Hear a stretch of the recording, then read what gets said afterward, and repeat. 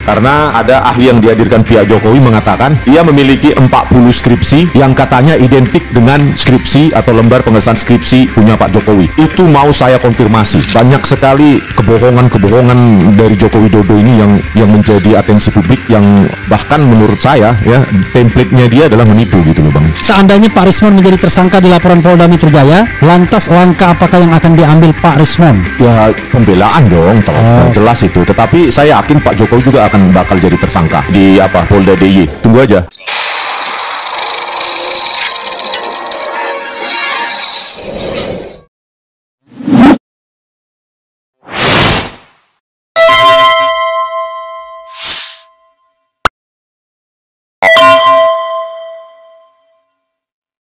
Assalamualaikum warahmatullahi wabarakatuh. Sobat darah sekalian, jumpa lagi kita di channel yang keren ini. Keren Jana. Sudah mulai dong.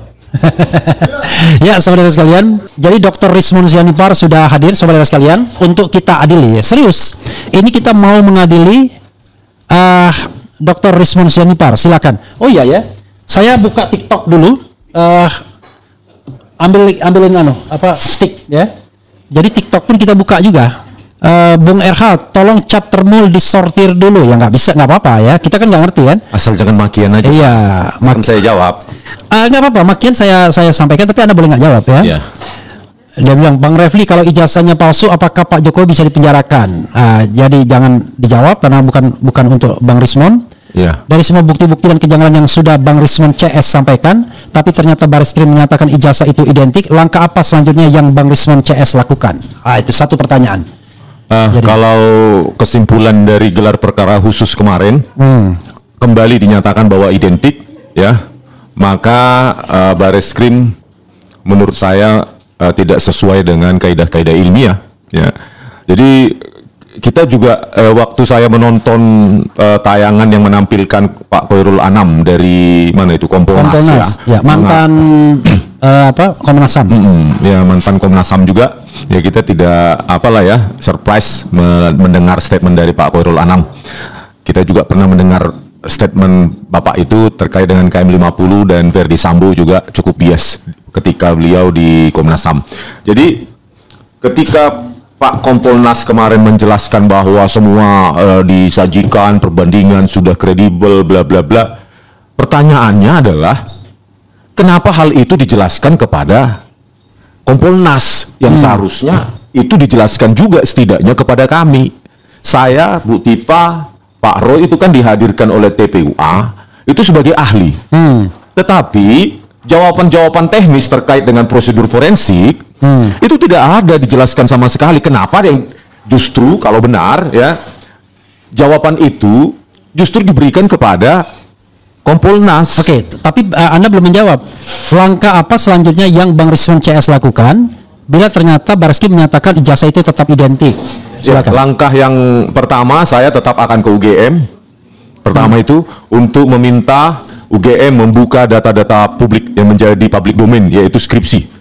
Karena ada ahli yang dihadirkan pihak Jokowi mengatakan ia memiliki 40 skripsi yang katanya identik dengan skripsi atau lembar pengesahan skripsi punya Pak Jokowi.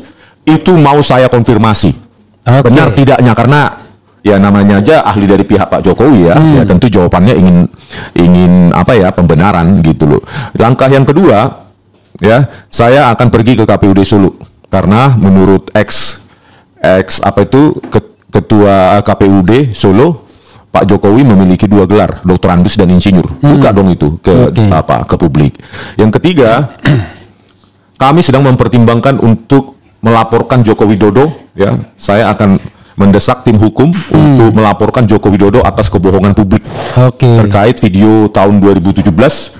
Ya, dalam dialog melibatkan Pak Kasmujo yang menurut saya ternyata Pak Kasmujo sebagai korban dipakai sebagai tameng atau boneka dalam dialog penipuan publik tersebut, yang melibatkan Pak Kasmujo seolah-olah menjadi dosen pembimbing skripsi ataupun dosen pembimbing akademik.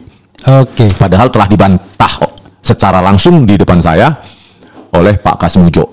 Dan kami juga mempertimbangkan untuk tetap melaporkan, ya, karena kami tidak puas jika nanti diumumkan memang tetap identik, ya, maka kami akan melaporkan dugaan skripsi palsu atas nama Joko Widodo, karena tidak ada proses forensik yang dilakukan oleh atau yang diumumkan oleh Dirtipidum terkait pengujian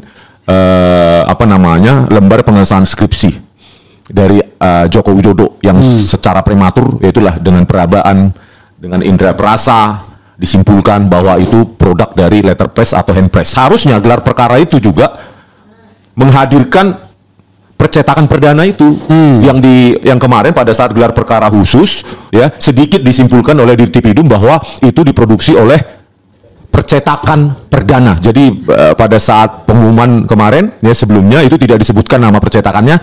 Nah, pada saat gelar perkara khusus itu disebutkan nama percetakannya adalah perdana. Artinya lembar pengesahan skripsi Joko Widodo itu adalah produksi percetakan perdana tahun 1985. Meskipun ya dalam gelar perkara khusus kemarin saudara-saudara sekalian ya ini bisa diverifikasi oleh Karwasidik apakah saya jujur atau bohong, bahwa dalam gelar perkara khusus kemarin tidak ada bahan apapun baik secara digital maupun analog ditempatkan di meja mereka. Tidak ada satupun baik bahan digital maupun analog yang ditampilkan oleh Dirtipidum. Saya tidak tahu secara default acara gelar perkara khusus itu apakah seperti itu, apakah tidak. Saya nggak tahu, Bang Refli lah mungkin yang bisa menjawab. Oke, saya dalam kesempatan ini tidak menjawab apa-apa karena ini mengadili Rizwan Zianipar. Oh gitu ya? Oh iya dong. Walaupun hanya menanya. Nggak bisa. Oh nggak bisa saya aja. Oke, Bang. Kemudian ini sudah dijawab ya, Bung Rismon laporkan Jokowi tentang kebohongan.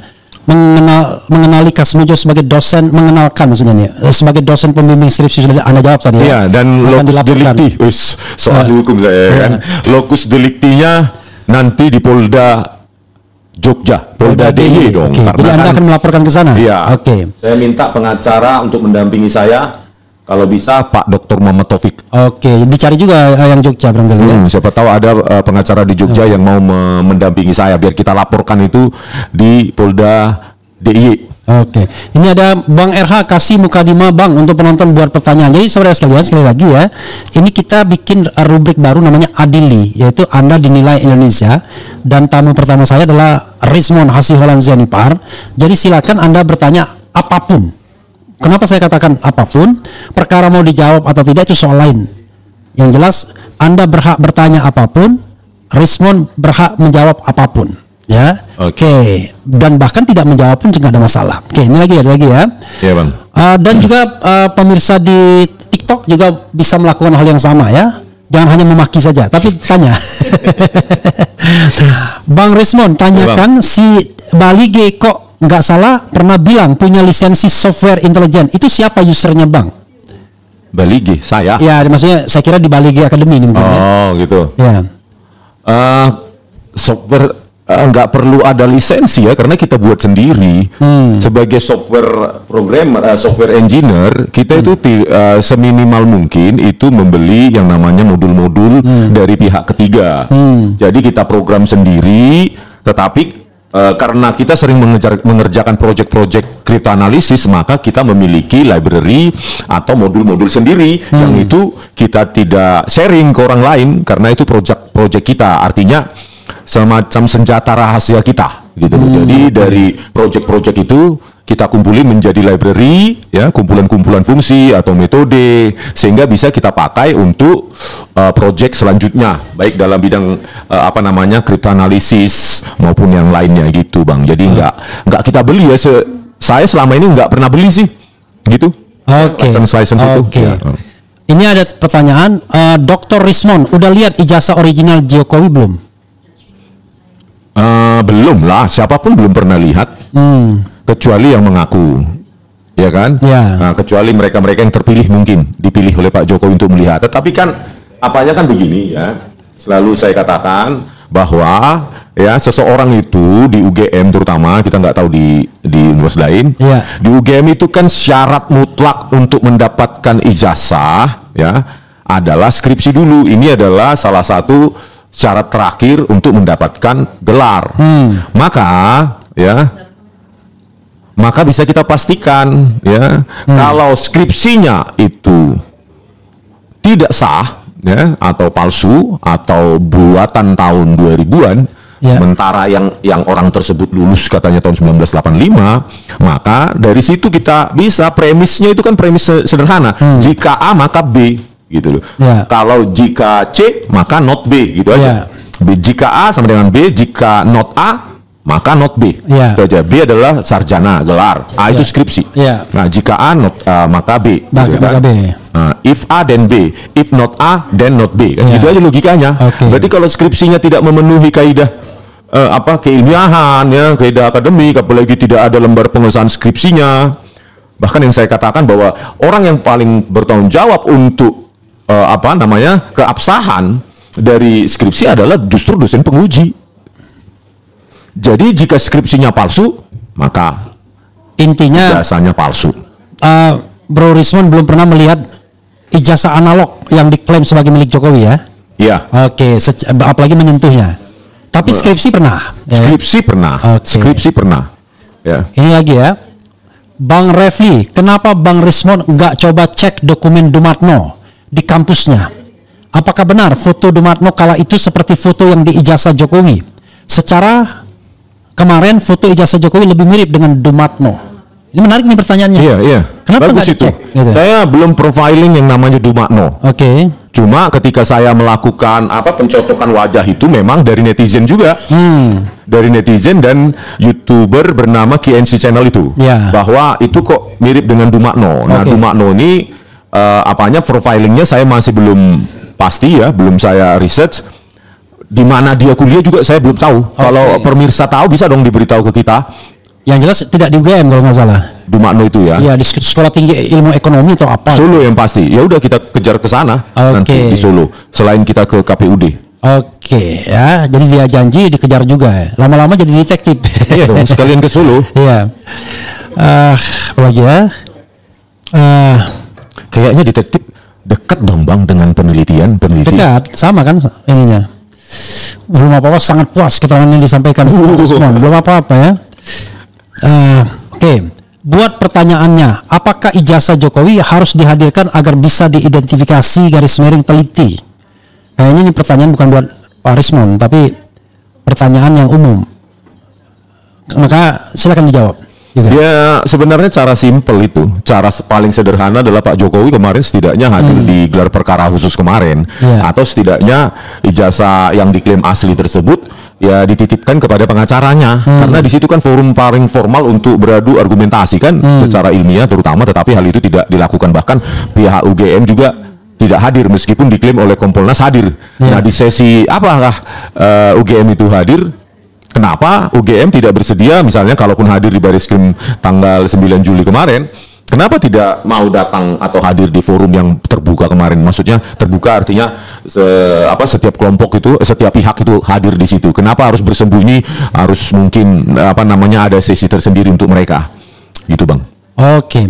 Kemudian ada pertanyaan, Bang Rismond, beri ulasan terkait Termul yang sering diundang di acara debat TV, asal ngomong tanpa dasar ilmu dan sering tebar ancaman verbal dan fisik. Kan kerjanya gitu kan? Saya adukan dan kemudian mau ngajak kelahi gitu ya. Gitu. Ada yang mau mengajak tinju lah ya. Bawa borgol lah. Bawa borgol lah, terus ada Pak kaos warna kuning lah ya, yang orange. Seolah-olah lama-lama negara kita ini, nggak tahu negara apa sih negara ini, dikit aja misalnya bahwa analisa kami berlawanan dengan apa yang diinginkan oleh pihak Termul, langsung hadiahnya adalah hujatan-hujatan, komentar-komentar yang mengancam-ancam. Bahkan ya pengacaranya Jokowi juga sangat getol untuk mengancam-ancam siapapun yang ijazah Jokowi palsu. Kami ingatkan itu ya, marga pengeribuan itu. Luar biasa Bang. Firmanto ya? Iya, Firmanto. Suka kali mengancam-ngancam. Seperti, ya saya pernah sih kenal dia 2016 ya kan. Tapi kalau menceritakan di sini nggak usah lah. Beda lagi tuh ya. Kita nggak urusan individu di sini. Ini dari pihak kuasa hukum sana mengklaim tidak ada bukti-bukti baru dan tidak memiliki dampak apapun. Lalu apa tanggapan Bang Rismond? Kalau menurut saya banyak sekali bukti-bukti baru yang tak ditemukan polisi. Jadi itu klaimnya yang tadi kan, nggak ada yang baru katanya, nggak ada novum. Karena itu tingkatkan Polda Metro Jaya kan gitu. Tingkatkan dari penyelidikan ke penyidikan. Oke, jawaban apa saya kan itu? they're just doing their job. Oke. Mereka hanya melakukan pekerjaannya. Whatever the truth is, they don't care. Apapun kebenaran itu mereka tidak peduli kok. Yang penting kan mereka melakukan pekerjaannya menyenangkan kliennya. Ya, saya nggak tahu dibayar atau pro bono. Oke. Tentunya mungkin nggak pro bono lah mungkin ya, pro bini mungkin. Tapi begini aja, dengan fakta-fakta yang ada, terutama dari lapangan yang kami temukan dan juga bukti-bukti yang disajikan di Dirtipidum, apa yang ada saja tidak bisa kok dibantah sama sekali. Kok masih kurang gitu loh. Bantahan Pak Kasmujo pun satu kalimat pun tidak ada bantahan itu keluar dari pengacara Jokowi. Mau butuh apa lagi gitu. Ya. Justru mereka lah, di pihak mereka lah yang nggak ada tambahan apapun, bukti apapun untuk memperkuat bahwa ijazah Jokowi asli. Yang mereka lakukan adalah ya cuma bersandar pada kesimpulan identik dari Bareskrim. Ya, padahal saya tahu sendiri ketika Otto Hasibuan itu membela Jessica Wongso, semua temuan atau hasil forensik Bareskrim itu dipertanyakan kok. Tetapi ketika sekarang posisinya sejajar dengan atau di sisi dari Bareskrim, seolah-olah ya kebenaran itu sudah milik Bareskrim. Padahal ketika membela Vina Cirebon maupun ketujuh terpidana Vina Cirebon maupun terutama kasus Jessica Wongso, itu pengacara orang tuanya ya itu mengatakan bahwa semua diragukan, interpretasi Bareskrim juga diragukan. Jadi inilah bahwa they're just doing their job. Oke. Kemudian pelajarannya. Ini pertanyaan terakhirnya saya borong saja ya. Ya bang. Ada yang menanyakan kenapa nggak dilaporkan juga yang soal KKN 83 yang 85 itu 83 kata ini kan mau melaporkan Jokowi kan soal kebohongan. Kemudian kenapa aja ya? Ya kenapa tidak gugat ke Komisi Informasi Publik, gugat KPU dan UGM terkait ijazah palsu?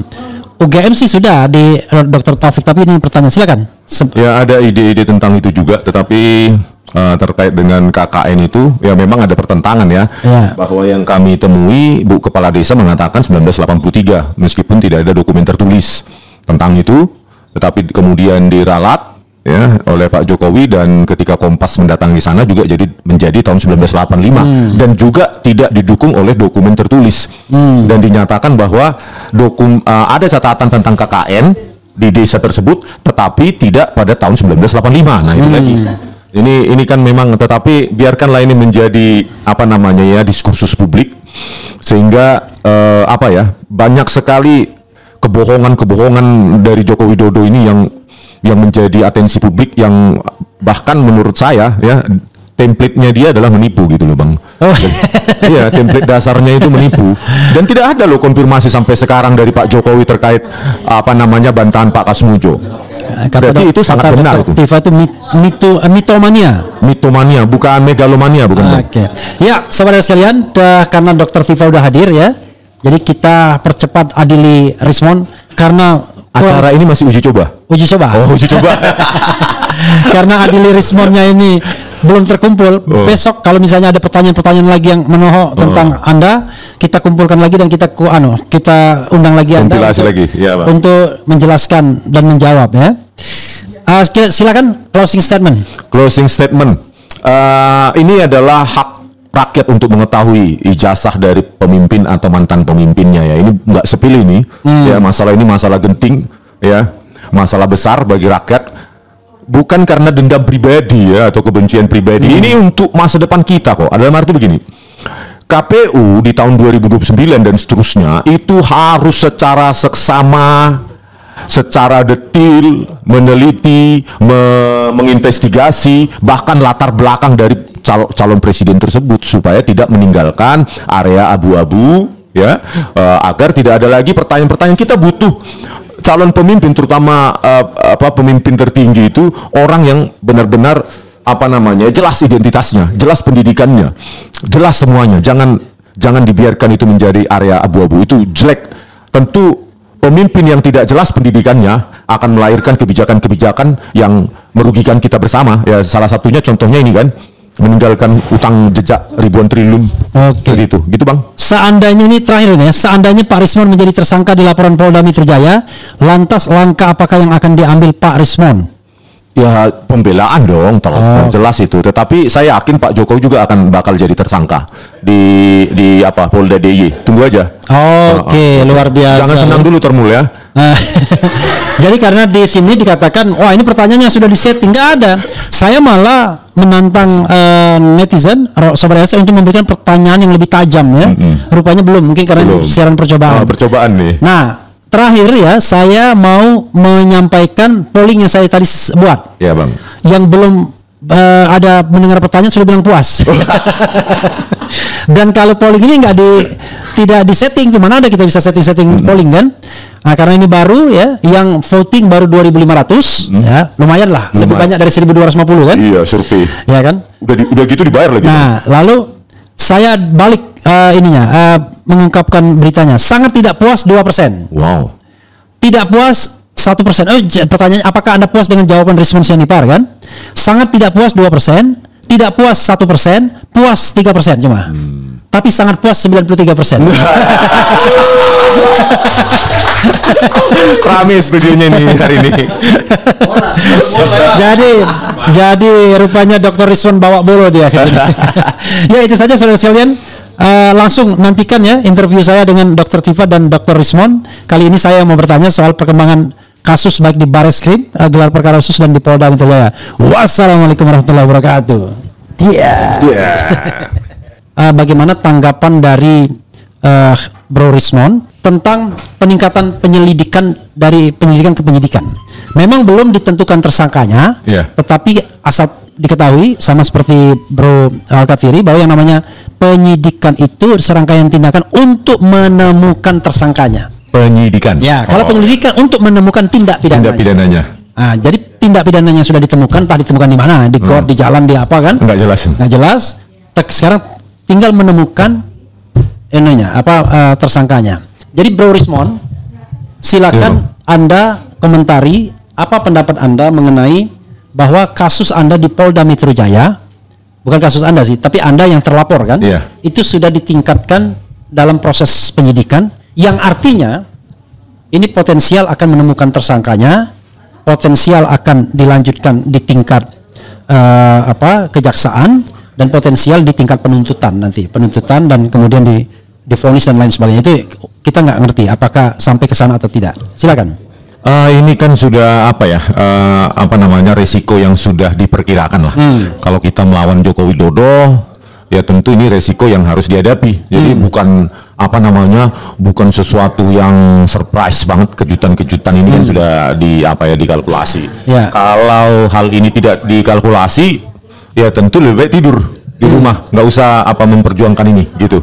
Tetapi ini juga sudah diprediksi kan ketika PN Solo juga memberikan putusan sela ya, Bang. Putusan sela bahwa NO tidak berwenang untuk mengadili ijazah Jokowi.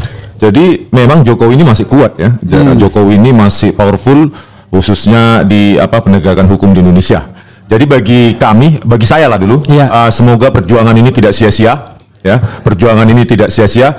Toh juga saya dalam perjuangan ini menemukan banyak teman, banyak teman-teman satu perjuangan yang tidak bisa saya temukan kalau perjuangan ini tidak saya jalankan gitu, Bang. Oke, satu lagi pertanyaan sebelum Anda pergi.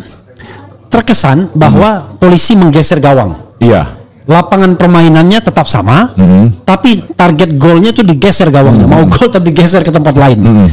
Anda tidak lagi dibidik dengan pasal pencemaran atau fitnah mengenai ijazah palsu, tapi Anda dibidik dengan pasal-pasal yang tidak ada kaitannya dengan pembuktian ijazah palsu. Artinya nanti nggak ada pembuktian ijazah palsu. Yang akan dibuktikan apakah Anda melakukan penghasutan, apakah Anda melakukan ujaran kebencian, apakah Anda menyebarkan berita bohong. Kalau berita bohong mungkin masih ada kaitannya sedikit, tapi intinya adalah tidak ada pembuktian. Dan bayangan saya, mereka tidak penting mau menang atau kalah. Yang paling penting adalah ini ada delay dulu soal ijazah palsu yang sudah mulai di pinggir jurang ini. Apa pendapat Anda? Ini kan teknik mereka lah, biasalah parcok seperti ini ya. Ini sudah terjadi juga pada kasus Bambang Tri dan Gus Nur. Saya kira di sini kita harus total fight, bukan berarti kami kuat, tetapi kami menemukan energi dari rekan-rekan seperjuangan bahwa kami tidak sendiri gitu. Kasus Jessica Wongso saja, saya sebagai ahli terus meneriakkan rekayasa barang bukti digital oleh Tito Karnavian, Krisnamurti dan Muhammad Nual Azhar saja saya sendiri lonely, dan saya berani bersuara siap untuk dipenjarakan. Apalagi ini sekarang banyak sekali rakyat mendukung. Silakan aja polisi kalau memang mau melawan kehendak rakyat. Silahkan gitu loh. Kita challenge dan kita buka-bukaan di pengadilan gitu loh. Masalah pergeseran konteks sekarang ini menjadi penghasutan yang jauh yang berbeda dimensi atau domain dari ijazah Joko Widodo ya untuk ditunjukkan di pengadilan ini sangat memalukan sih bagi negara hukum seperti kita. Sangat-sangat memalukan. Ini sebagai cermin bahwa penegakan hukum di Indonesia itu masih morak-marit ya. Bahwa kemarin gelar perkara khusus juga Jokowi maupun pengacaranya tidak berani menunjukkan ijazahnya.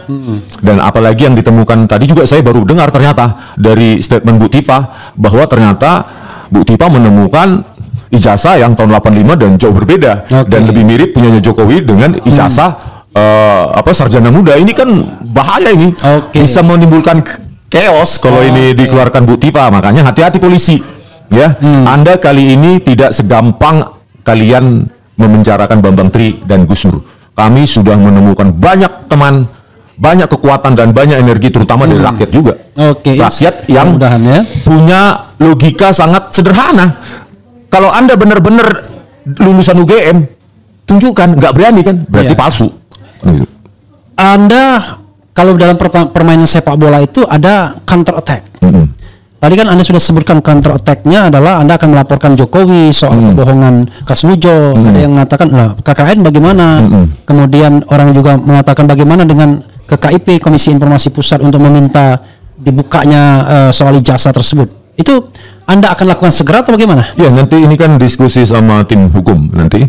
Ya. Saya akan mendesak karena saya sendiri kan mungkin nggak diwakili kan, didampingi. Ya, keinginan saya itu melaporkan Jokowi atas dugaan skripsi palsu dan dugaan pembohongan publik tahun 2017 ketika dia menjadi presiden. Yaitu salah satu counter attack kita. Artinya kalau benar asas equality before the law, maka kami juga bisa melaporkan Joko Widodo gitu dengan pasal dengan aduan-aduan tadi itu. Pasal menyebarkan kebohongan. Ya, dia juga bisa kena kan? Buktinya Pak Kasmujo membantahnya.